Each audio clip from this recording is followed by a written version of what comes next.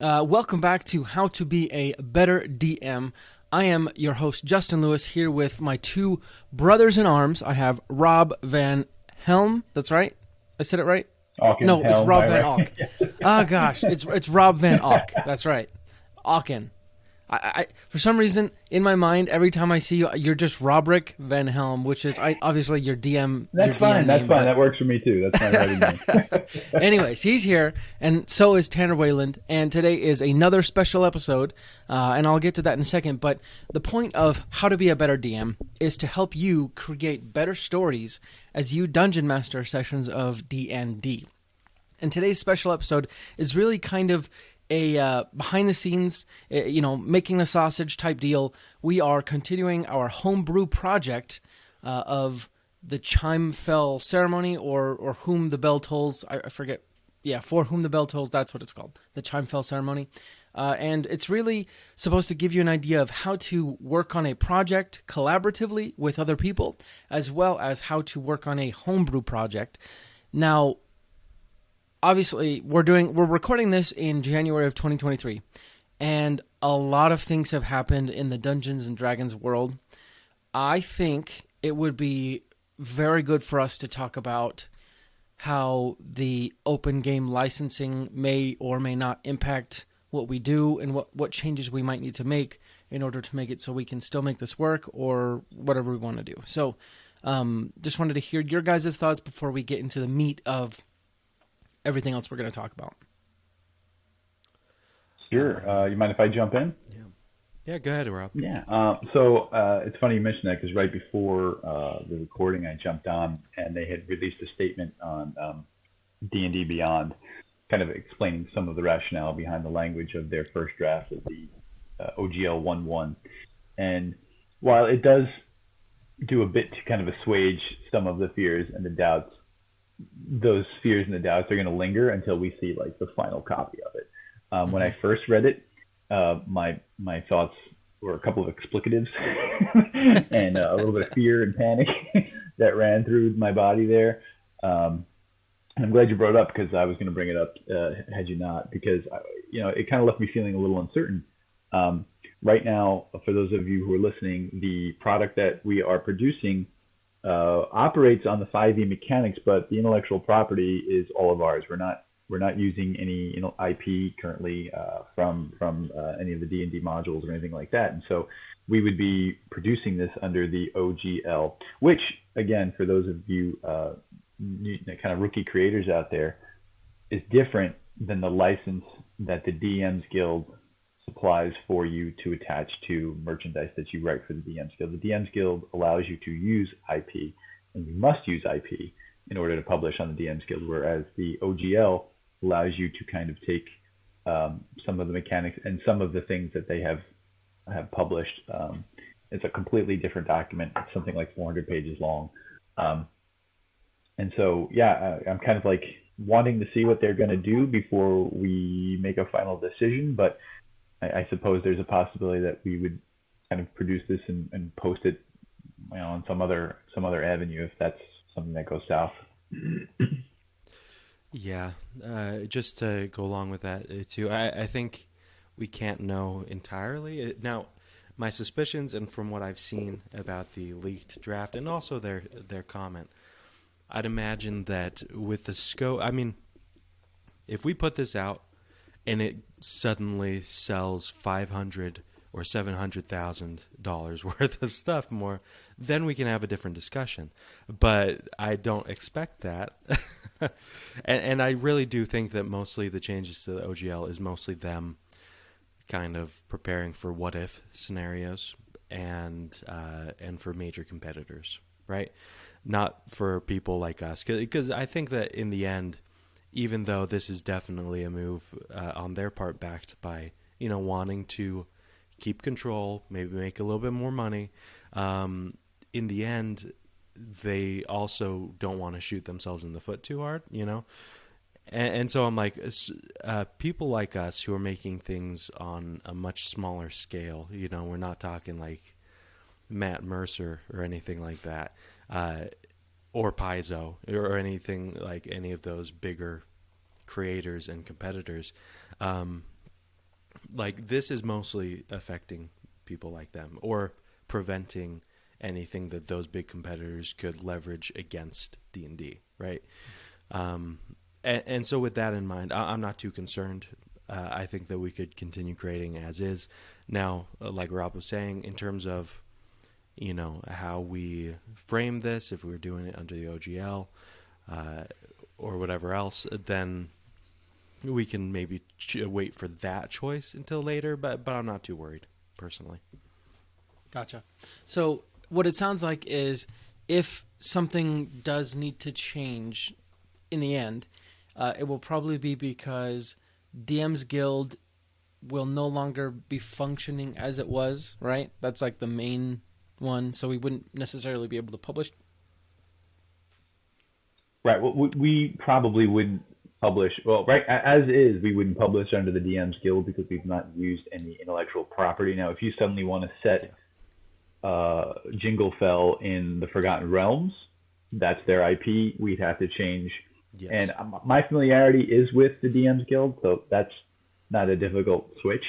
But again, like, there's some reticence to create original things that you would then kind of sort of tacitly surrender your IP over, right?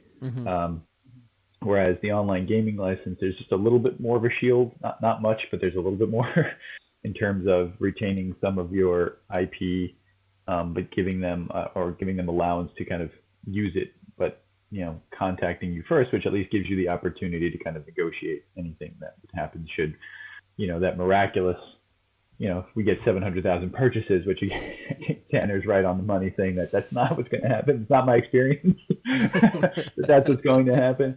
And if I got 700,000 purchases, I might not care. But I think Tanner's right. We could definitely proceed as planned, and anything comes out in the ensuing months that makes us want to shift gears, I feel like we're all flexible enough to do that. And that what we see right now is really just Wizards of the Coast trying to, to me, it seemed like a pretty transparent slap at Paizo and some of the other institutions that they kind of want to, they have the entirety, it's totally within their power to kind of hamper their competitors by doing that. And I see why they would want to do it. It's just scared a lot of the little guys. That's for sure. Cool. So sounds like we are just going to proceed as is and then work off of future information when the time comes. So with that said, I think let's get into Chimefall. So either one of you want to start off with anything in particular?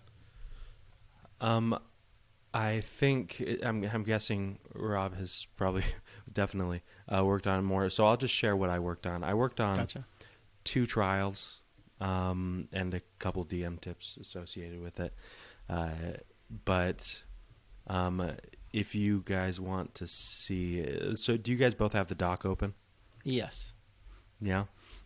So I think I put mine in the last 2 trial spots. I did the trial of Everlasting Patience, and then I did a optional joke trial called Ring Out Your Bread. That's funny. Because I saw the lunch chime on our list of bells, and I was like, and it's basically like, some the lunch lady monks basically are getting overrun, and they see a bunch of test takers just standing there, and they're like, hey, we have a trial for you, come on. And then you're basically just, it's like a little mini game of you kind of having a little mini kitchen competition, cooking competition. Awesome. It's so good. So good. Really. So, I don't know if we love it from the tone perspective, but I do love it just from the idea perspective. The other one is much more straightforward. I had this idea, for a while, just because I was thinking about like different ability scores and what kind of trials could be attached with it.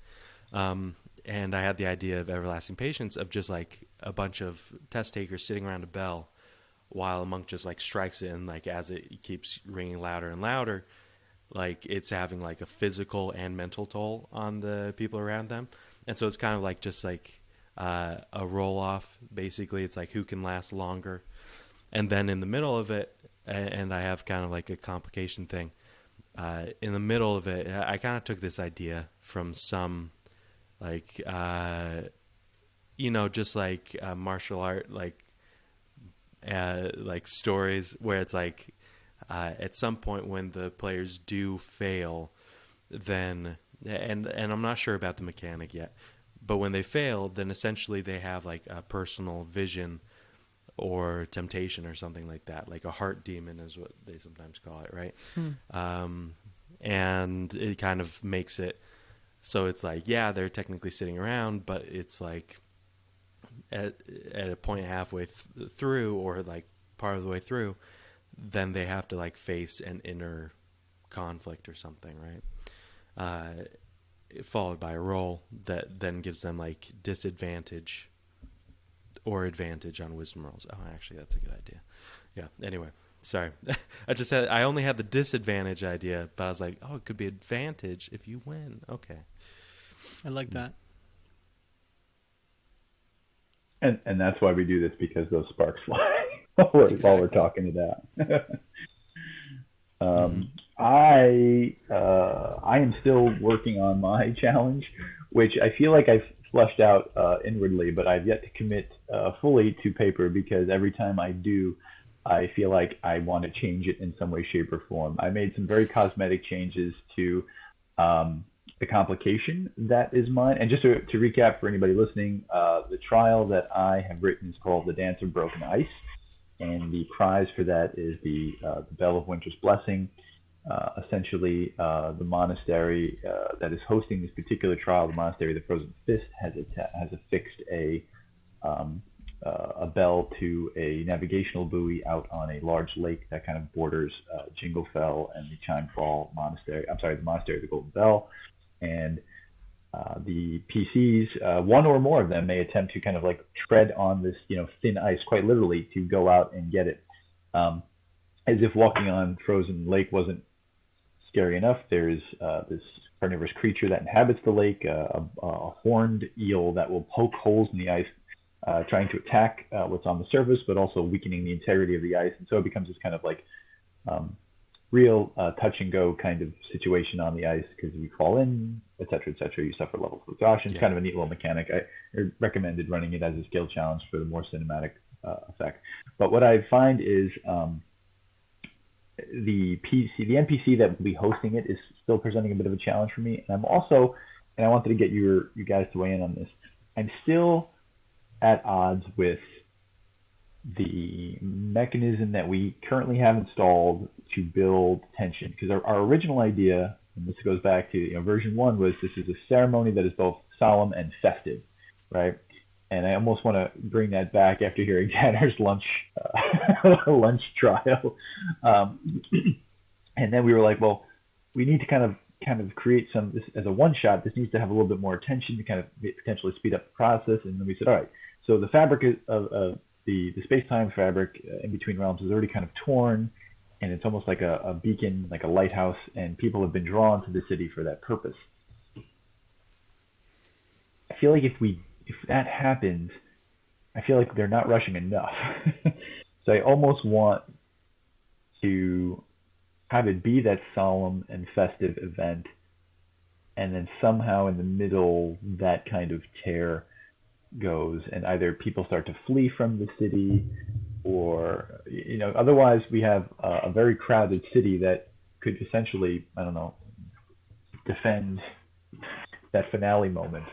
We could talk about that off camera, we could talk about it on camera, but I want to kind of rethink maybe the mechanism for tension there, and how to actually get to that finale moment, because we're very close. I did a lot of my the last chunk that I did was a lot on the actual document, and I think I sent that to both of you guys, and that's helping me see like some of the big picture stuff. So in short, I'm all over the place. No, I'm good. I'm finishing up my trial, and Justin, how are you? Why don't you share with us what you come up with here? To be honest, I haven't added anything to my trial. Have you guys read through my trial? Do you have any thoughts on it or anything? I like the idea quite a lot. I think it's a nice, heartfelt trial, which is great. Yeah. As you were talking, Rob, one thing that kind of came to mind was we could kind of kill two birds with one stone. So in fixing this dynamic, we might also be able to add in something for, like, let's say the adventuring party doesn't even want to do the trials. They just want to watch, like you said. So my thought was, what if the fabric of reality has been, like, waning, but only the monks know, and, like, only the head monk or something, and he's deliberately kept it a secret because, like, you can't really see it, you know. It just looks like maybe northern lights over the city or something like that, and then slowly the northern lights kind of coalesce into rips and tears here. What we could do is we could also say that the antagonists have somehow replaced one or two of the bells with their own bells, so that way when it's rung, it actually furthers like the opening, and then you see that it's a problem, and then you have to find the real bell or something like that. I was thinking actually. Oh, go ahead, Tanner. No. Please, Rob. I was thinking of stealing a page out of your book, Justin, from that time that we played the one shot in Autumn's Grace, where we meet the mayor and Teresa, and you hadn't even decided. And spoiler alert, but again, this is why we play D&D, because it doesn't always have to be the same story arc. You hadn't really decided who was going to be the big bad until you did decide until the big bad was. And I was thinking that we can introduce a head abbot and the quiet ones, which I've been working on. And I included their artwork in the most recent iteration.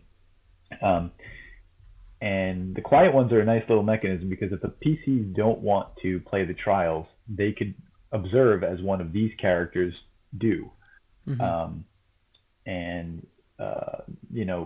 That can unfold however that would unfold at a particular gaming table. But also, the DM has the option of either going all in on the quiet ones as the villain, or as the MacGuffin, and the head abbot fellow is quietly using the trials to kind of fuel the further disintegration of this this time warp.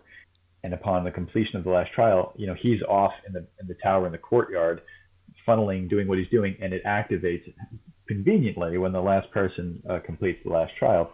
In that case, you've also just built in the quiet ones as a really cool ally.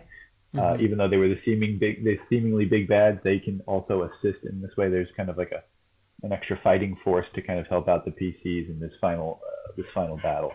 And I think that would probably be an interesting, very simple cosmetic way, aside from writing the abbot himself, to kind of insert him into the game as somebody who's, very helpful at the beginning of the adventure, directing them, telling them, explaining to them what the trials are, and then quietly disappears to go and do his, spoiler alert, by the way, guys, to do his villainy. And then, the party is kind of left to decide, well, who's the bad guy here, because that thing just went off while the quiet ones are down here with us. We know they didn't do it. It could be an interesting, oh no moment. We thought it was these folks the whole time.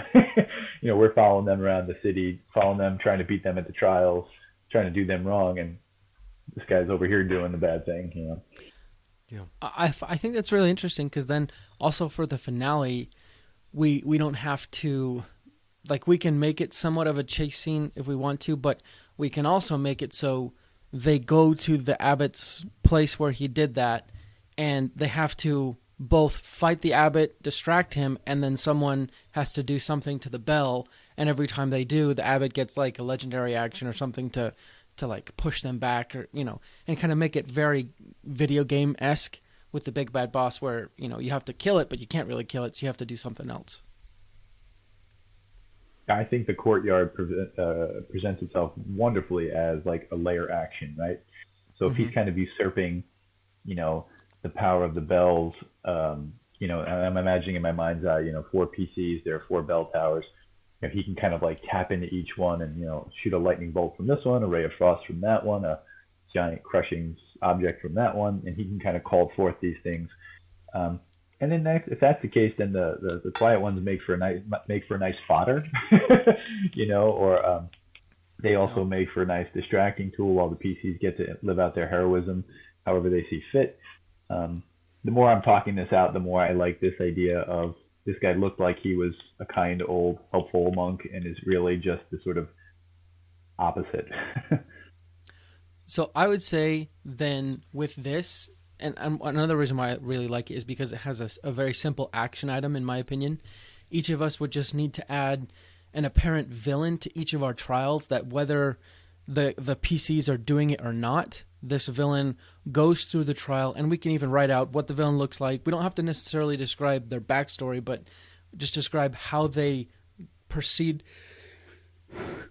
through the trial in a very antagonistic way. So if they're watching from a narrative sense, you say, and they do this, and then they punch someone in the face, obviously cheating, and it kind of building that, like, oh, they're definitely evil. But also if they're in the trial with the villain, it's a very narrative way of being like, yeah, you don't like this guy, he's your top competitor, and kind of pull in both of those.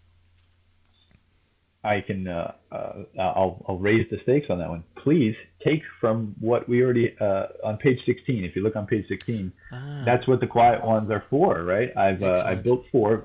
By all means, claim your stake of which one you would like to use for your particular trial. I built 4 in because I'm thinking in my mind's eye, the average party table is 4, but only the one of them, and I kind of want to leave them secretive for now. I don't want to put their names out there for the audience just yet, but you can see on page 16, I've kind of worked on him a little bit.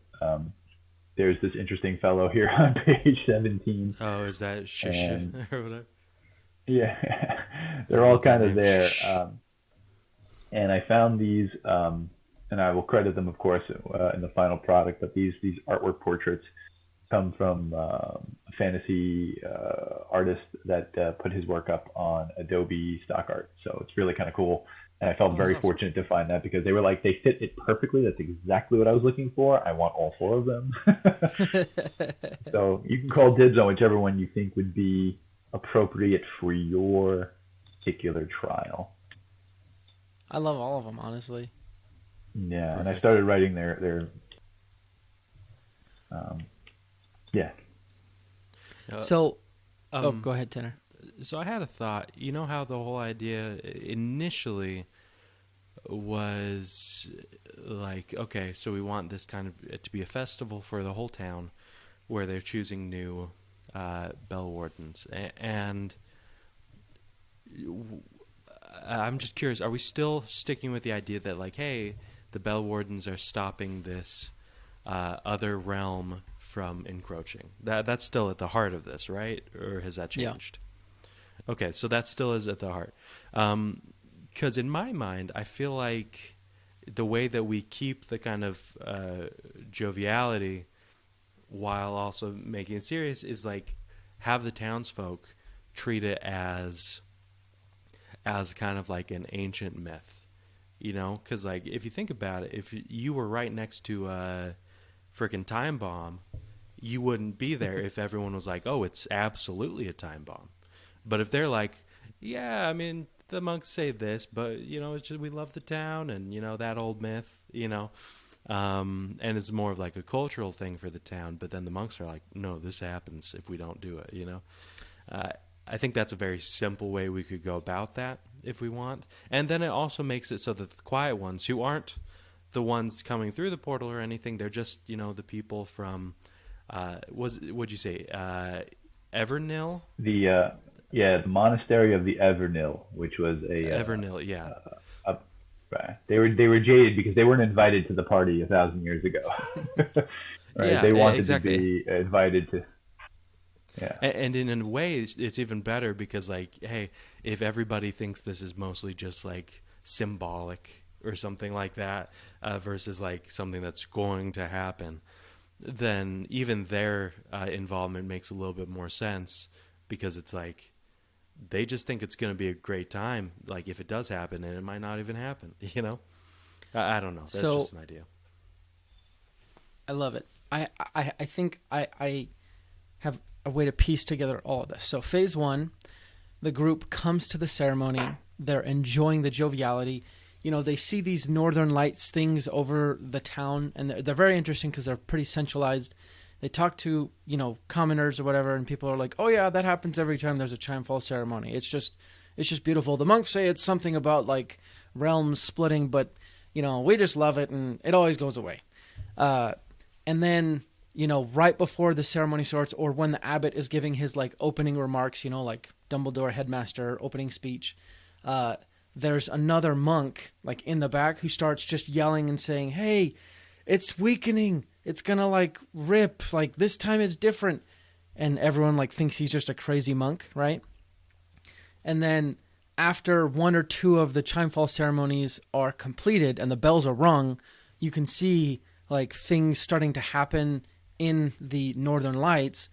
And this monk like gets up on the center stage and like actually like yells and stuff. And you start to see some commoners start to like, wait, maybe he's right, because like I can see some things up there. And then the abbot has him put away, and he's like, let's get back to the festivities. And then slowly over the next 2 trials, you start to hear kind of the ringing in the sky or pulsing, and you start to get the sense that this is turning from jovial to diabolical, if that makes sense. Yeah, I like a lot. I like that. Instead of maybe a monk who's screaming up, I might just have like a crazy townsfolk, because I feel like the Sure. monks would have a little more credibility. The Sure. the other thing I would be thinking of doing is, as the trials progress, and this seems to become a more credible threat, I think I would start to have like the townsfolk like making like a mass exodus. They start to kind of like leave, perhaps kind of clear out the city, just for any new DMs who don't want to get kind of like caught up in the, well, there's still a lot of people here. I don't want to kind of, like the fewer, if we're going to build the quiet ones into the MacGuffin role, which is, this kind of like red herring, it may be difficult for young DMs, or new DMs, I should say, not young, new DMs, to kind of have this boss battle, but also be kind of manipulating these NPCs at the battlefield, right? So like I kind of, and again, maybe they are the ones, and again, they'll have that option during the finale to say the abbot is the big bad, or yes, it is the quiet ones, and they've kind of usurped the power of the bells, and they're trying to bring through the great silence or whatever. And I think that's a really cool idea, though, to kind of have this citizen or citizens kind of continually be like, what's it doing now? Well, explain that, and take him away, flog him put him in the stockades, kind of thing. I had an idea from this that I was like, oh, this could be fun. What if, because we've always pictured it's like, hey, for at the last phase, essentially the realm of, what do we call it? The realm of silence and shadow and silence. Shadow and silence, yeah. Shadow and silence. That it breaks out to some extent during the last fight, right? Or the last phase, so to speak. And I had a fun thought. I was like, wouldn't it be cool if we had instructions for the DM, be like, hey, during this part, have jovial crowd music playing, in the background. And then as soon as that third phase happens, be like, turn it off. And then basically describe a scene where people can't talk. They try to, and nothing comes out, and it's just perfectly quiet. And then even I thought it'd be fun. I was like, wouldn't it be cool if the players, there's 2 ways we could do this, but where the players couldn't talk. And if not necessarily talk, but they couldn't talk in their character's voice. They'd have to describe how their characters are pantomiming to other characters if they need to communicate. I thought that could be funny, but also very immersive to some extent, right? You obviously have good taste. I mean, you listen to How to Be a Better DM, after all. We thank you so much for your support. And if you've ever gotten anything useful from How to Be a Better DM, take a minute and rate us and review us on your podcast listening app of choice. It goes a very long way to helping our show help many more dungeon masters out there who are just like you. If you love our content, help others become better dungeon masters too. Hey, bud. How's it going? Just wanted to say, we like you. We think you're pretty cool. And we hope you like us too. If you do like us and what we're doing, you can support us on Patreon. Just $1 a month is enough. Just go to sessionzerostudios.com/Patreon and show your support. But even if you don't, we still like you, bud. See you around, bud. You work 8 hours a day. You spend time with your family, and when you come home, you do work around the house. And it seems that you never have as much time as you would like to prepare for your D&D sessions. Does this sound like you? Wouldn't it be amazing to have endless material prepared for your D&D sessions anyways? That's where Roll & Play Press comes in. Roll & Play Press provides D&D 5e compatible material for any type of session. Running a one-shot? Check out their One-Shot Wonders book with over 100 one-shot ideas. Getting started with a new sci-fi campaign? Get their Game Master's Sci-Fi Toolkit to have your games much more prepared with much less effort. Why reinvent the wheel?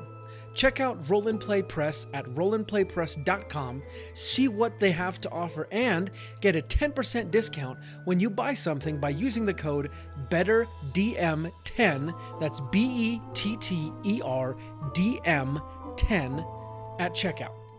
Give yourself just a little bit extra help so that you can continue being the world's greatest dungeon master.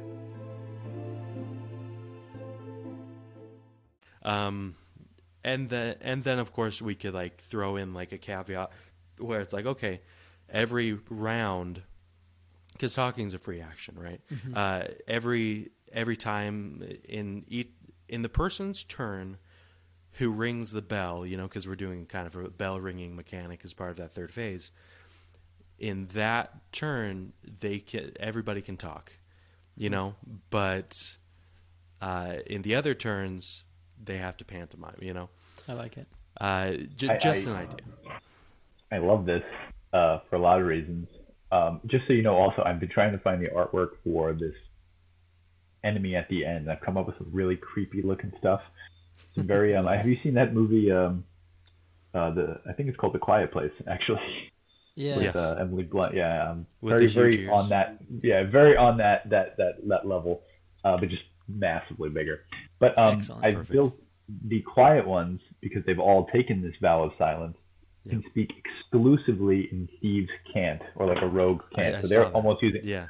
right. And so I think it would be neat if, I am up against one of these characters in every trial, or the PCs are up against, and then they turn out to not be the big bad, and now they've kind of partnered up. And so like I need this guy who I just fought tooth and nail for this bell, and he punches me and he throws me under the water, he dunks my head, I'm freezing, I've suffered levels of exhaustion. Now we're buddies, and I can't hear him. Maybe I've been deafened, or there's this magical silence that you said, Tanner, that kind of like, but I need him now to kind of like tell his friends and communicate in some way, or show me how to communicate with my hands so that I can get some kind of message to the rest of my party to kind of do this thing that we, if they haven't figured it out beforehand, it's going to be a very interesting final battle. I think that's a really cool like layer action, is that silence pervades and you can't speak now.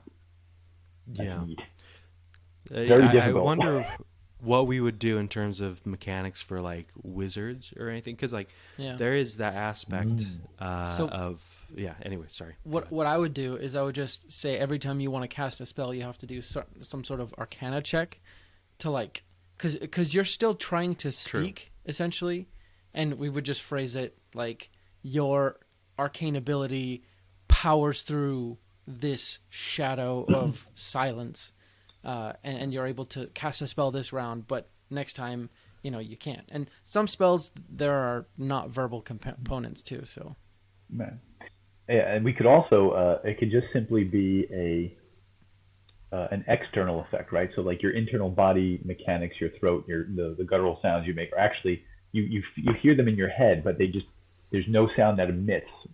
Sure. So maybe Yeah. we don't hamper the wizard characters or anybody who has a verbal component spell.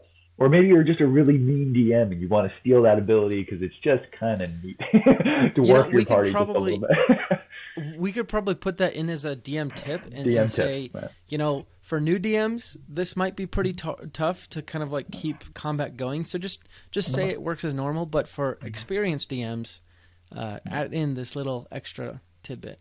Yeah. Because we don't really know. I mean, we're writing this for a party of 4 to 6 players of, I think we said level 5 Yeah, capabilities. I think so. But there's no, once you throw it out there, I mean, once it's published, people might say, oh, I want to use this for my level 20 characters party, in which case they'd have to ramp up all of the stats that we've produced. Yeah. Actually, along those notes, I think it would be also good if we somewhere write when they're traveling in the third phase, when they're going and they see the giant monster above, like walking, they see that the town hasn't fully departed. There's still some people left, and a good handful of those people are some of those like heroes that look higher level than they are, and they're fighting the big bad. So it kind of explains like why the big bad isn't like worried about them, and you have this kind of cinematic Avengers movie above you, and you're just like, okay, we got to go do something now. Yeah, I think the hosts of each trial would probably be like a high level monk from each of those monasteries, and maybe they That would be whisk awesome. themselves up the mountain to battle. I guess it would be the abbot and the big bad creature that we've kind of imagined, and then I think it would be you better know, if our players fight the abbot in the final trial, just so that way there's like a face to the evil rather than just kind of this force above them. right, because they probably couldn't defeat our big bad anyway, which is why they need to summon the Paragon, the cover model here for our book, to kind of do that battle with Exactly. them. Makes a lot of sense. Yeah, that'd be really cool. Yeah. For the abbot, what was our? Maybe you guys said it earlier. What is his kind of motivation, or his or her motivation for Abbess. for kind of unleashing this? Because I have an idea, but I was curious about your thoughts. So my thought was that he actually he thinks he can actually control the tear, and what he really is trying to do is usurp the power of the Bell Warden. So in my mind's eye, after these trials, and he's kind of failed in taking the bells for himself, when the master monks, the hosts of the trial, kind of go up to the courtyard to kind of assist him, he kind of pulls like this 180 on it, and like maybe like steals their power, so he kind of becomes like the Avatar. Like he steals the power of the Frost monk, he steals the power of the Patient monk, he steals the power. So now they've all kind of fallen like down, or they've knocked prone or knocked out or dead, and he's got these multi-powered tools now at his disposal. So when we fight him as PCs, he's got a lot of abilities to draw on, and in his hubris, he thought that would make him all powerful enough to kind of keep the power, but also close the portal. And that's not the case. And now he has to kind of save face by defeating us, and either defeating the monster, closing the portal. But he's been turned by his hubris. Was my idea. Nice. Yeah. Mine was very similar, where it's like, how the town essentially has disregarded the importance of the ceremony and treated it more like a party. My idea was he doesn't appreciate how the monks are relegated to a kind of ceremonial position when they're the ones that are actually protecting the world, essentially, right, from this specific danger. And so in my mind, he's like, yeah, we'll save them after the things run rampant for a bit. We're the ones with the bells. We'll be fine. And kind of like this idea of people need to appreciate us more. And they've gone complacent. We will help, but once the world's in more chaos and they can come to appreciate the gift that we're giving them, that's another option, or like a mixture of the two. Yeah, See, let it run rampant so they see they need me. right? And then I'll be. It's Yeah, almost like exactly. the Incredibles, right? Yeah. The Yeah, cartoon where I forget the villain's name, but he unleashed the Syndrome. robot so that Syndrome could be the hero. Perfect example of that. It's awesome. Yeah. exactly. Yeah, And I think that would actually work nice because you could also see his efforts to keep people in the town as even more nefarious because he's trying to essentially double the body count, saying like, "Hey, don't go. It's just part of the Chimefall ceremony. Here, have yep. some popcorn. Enjoy your party." And then he's going to be like, "Hey, all of you gluttonous baboons, like look at your doom." You know. Yeah, exactly. Um, and yeah, I just think that I like where we're going, where it's like, hey, his hubris and his thirst for more recognition or power are kind of the thing that lets him get that far, and we just need to build in throughout, the like little notes of conflict or like things like maybe he's expected to give a speech at the start of the festival when you come in, Mm-hmm. and he just comes up there and he's like, enjoy the festival, and he just like or something, Yeah. just something showing that he doesn't frankly care that much, or that he's wishing other people cared more. It's something. Mm-hmm. I I think what we'd do is we would have him start off with his speech about the importance of the Chimefall ceremony, kind of as like a last ditch effort to like redeem these people essentially. And then maybe halfway through the speech, either the crazy dude is like, "What about that?" Or some townspeople are like, "When do we get to see the fireworks?" or something like just something super inane. And he's like, "The fireworks start at 7." And then he ends and like walks away or something like that. I like that. I think So that's great. That's great. I think what we need to do now is we need to give out assignments. I know I work better Yeah. when I'm like, "Oh, I have to do this exact thing." So it sounds like I wish there was a way here. Maybe I'll just like add it in above the Yeah, you can add Yeah, it to assignment. just that table. add it to the Add table it at to, the top. At the top. Okay. yeah. And So then yeah, go ahead. I wanted to get your opinion on something real quick because I know this will help Yes. me kind of do my. I run very hot cold, as you folks know. I'll have like a week or 2 or 3 without showing up on the dock, and then I will pump out like 5 to 10 pages worth of stuff at once. If you jump down to, I just put it in. If you jump down to page 20, I had sent this to you when I had sent you like the first mock-ups of like the first 5 or 6 pages. I just want to make sure you guys are okay with this graphic for a sort of like representation of the monastery. It helps me figure out where things will take place. We don't have a map yet. I think that'll help too when we get a regional map going, like an overhead map Oh of like yes. the town. I think that'll really help. But if you can take a look at the graphic on page 20, and for those of you that are listening, um, it's this sort of castellated abbey. It's really a castle, but I'm calling it a castellated abbey for our monastery purposes. That Yeah. Yeah. runs up a very steep promontory over a body of water of some kind, and that was the lake where my trial is going to take place as a visual. But you could also see like this works really nicely as a sort of quite literally a rising action if they enter in that lower right at the gate and they kind of climb all the way up, and then the courtyard, the very top structure, you can see those towers. Each one of those towers would be the bell towers in our scenario. So I think it surrounds Yeah. the they think it's just a perfect cool looking graphic that helps me kind of visualize how our adventure will unfold. Gotcha. So the monastery would be essentially right next to the lake, like from The, top the, down look. well, the monastery would be the from the top down it would be. I mean, it doesn't have to be a 1-to-1. You can build Sure, sure. some land behind it But it's if like it helps abutting you. the lake. But it's the Yeah. higher Yeah. part of the city. Right. Yeah. Yeah. Um, So it's and then the city's more yeah.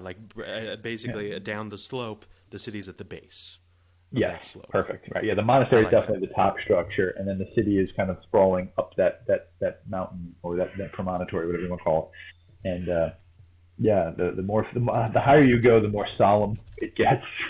Everybody's at the base, and the farmers, the market, all that jazz.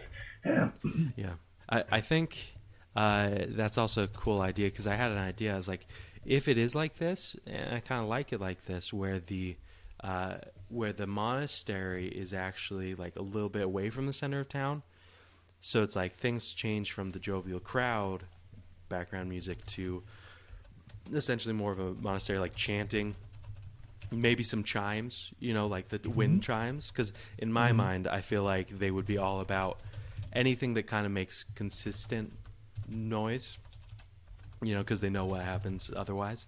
But yeah, I like that. I like that image. I think it's very well done. Awesome. What about you, Justin? I do like that image. Sorry, I'm making or writing out some of the action items, I think.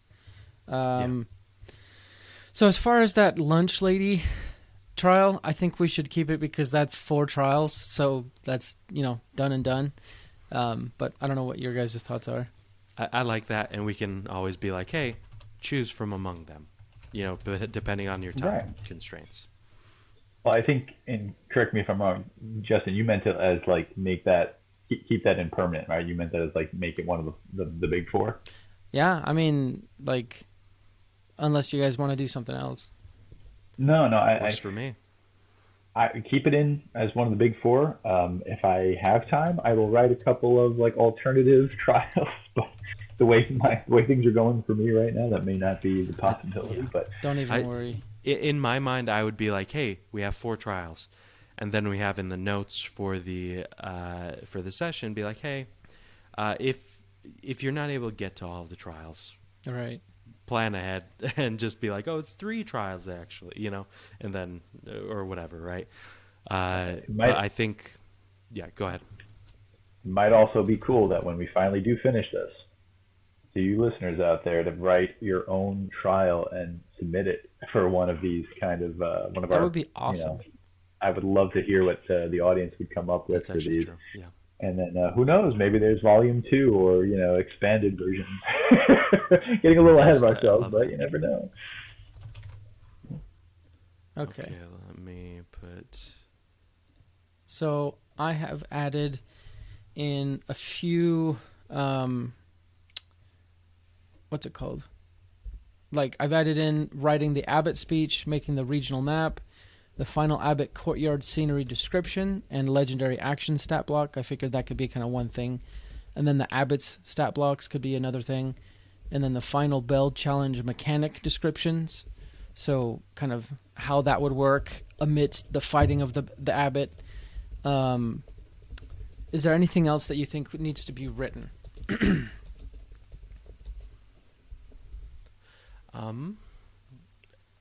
I think let me look through these.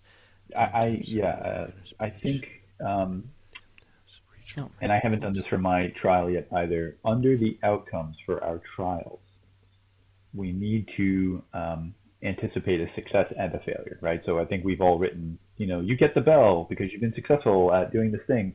We need to come up with the possibility that a couple bad rolls means that they did not win the trial. That doesn't necessarily mean they don't get the bell.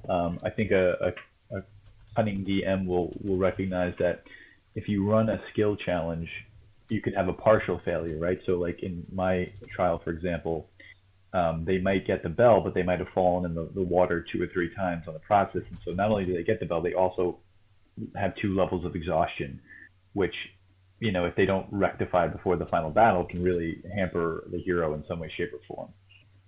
We also need to produce the magical effects for each of those bells, I think. I don't remember. Yeah. I know I didn't do mine, but I can't remember if you fellows did. I know, Justin, you kind of had yours ironed out a little bit with the hammer, which is cool, by the way. Yeah. Well, I figured out the item that the person would carry, but as far as magical abilities, I don't think so. So yeah, and we maybe and again, that's something that we should probably maybe key that up for next session, because I think that like I have such a good scope of things right now, much better than I started at the beginning of the morning here. I feel like the last piece of the puzzle is what is the big bad, and what boons do these bells offer the heroes having now just gone, the PCs having just gone through all of these trials. Um, in my mind's eye, the tearing of the realms for Shadow and Silence, kind of like what Justin was saying. I love the idea, and such a cool one where the shadow kind of has this sort of magical sound suppression. So that's like one kind of like regional action that this thing has. But I also like the idea that it gets really cold. And I love that. the blessings was the winner's blessing would be that you're immune to that particular negative effect during the battle or combat. And so it makes sense that if the bell, each one of our trials has one particular ability that, at some point there is a negative effect, either from the abbot or from the big bad, that bell kind of negates, right? So if patience is, the bell of patience is one of them, maybe there's one where it compels you to act in a way that you would not normally act, right? Like, almost like a mind control for just a round. But if you have the bell of patience, you're able to fend off that. You're immune to that in some way, shape, or form, or you have advantage on that roll or something. The hammer, subsequently, is what was the name of your hammer? I forgot. It's just the Bell of the Lost Ones, I think. Right. Or, I don't know. Oh yeah, maybe. Oh, that's perfect, right? Because when the shadow descends, maybe you have like a limited vision, and you don't get lost when you have that, right? Yeah, I like that. As opposed to having, being floundering in the dark in some way, shape, or form. So, on that note, I think it would actually be cool. At least for mine, I think it would be cool if one of you guys wrote the effects of the hammer. Okay. But you don't have to if you don't want to. Yeah, I like that. Love it. Well, we'll both we could both put something up. And we can choose. I have no ego about it. I do think that the big bad, like whether it's the abbot or the silencer thing, one of them could have Cone of Cold as an ability. I like that kind of cold motif. I definitely do. Yeah. So what would be actually, I think, really cool would be, so, and I like your point, Justin. Like they're fighting the abbot, right? And he's kind of gotten a little overpowering, that he can draw on some form of the bell powers that we've kind of put out there. And in the background is this sort of giant paragon versus the big bad. But the big bad has the regional effects, so that once per round, the DM rolls a d4, and it's the effect of the cold, the effect of the deafness, the silence, the effect of the blindness from the shadow, and whatever. We have the lunch lady right now, so maybe like he's really hungry or something. I'm not quite sure what that fourth one would be, but once per round, there's that kind of large scale regional layer action that maybe even affects the abbot too. I don't know. Maybe it affects the abbot as well, right? But that would be really cool. Keeping the players on their toes, right? I like that. Yeah. And, maybe, well, that might be a little bit more complicated. I was going to say maybe we can make it so the abbot at a certain point is tempted to draw on the power from the rift and kind of becomes more the enemy because of his hubris. But again, I think that might be a little bit more complicated unless you guys decide otherwise. I love that in theory. I mean, it creates for a really cool story. But I do think you're right. I do think there's a sort of risk of overburdening the neophyte DM. And again, I really think veteran DMs will see an opportunity to do something like that, and by all means, like work that into their story. Yeah. And again, we're not writing too much of a play-by-play. It's more like we're just giving people a roadmap to kind of draw on. And I think what we have is really starting to gel. And I feel like I need another 1 week vacation so I can just pump this out. I did so much work over the break. It was great. In the kind of assignments, I've really tried to like split up things almost as small as I could, where they're like succinct and obvious what they are. At least for me, that's what works best. So, pick any of those that you want. to do. Yeah. Okay. At some point, I'm looking at this, and I think one thing that we are missing, and I don't know if we want to put this off until last, is we just need to start writing out essentially the plot steps. Like for phase 1, this is the order of events. Phase 2, order of events. Just like making transitions, the descriptive paragraphs, things like that. Because I'm seeing the table of contents here. If you scroll down, yeah, the phases are on page 10 right now. Yeah, and so like for the finale, man, for the finale, encounter start, things like that, we just need to, like, some of them are fleshed out a little bit more.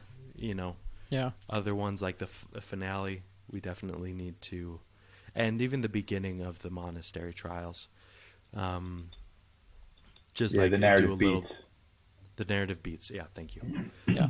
Yeah, totally. Cool. Totally. And then once this is all on paper, then we'll talk about the arduous process of editing, playtesting, and all that. Exactly. Yeah. Cool. I think that's a good place to end today's episode then. Yeah. So thank you guys for coming again.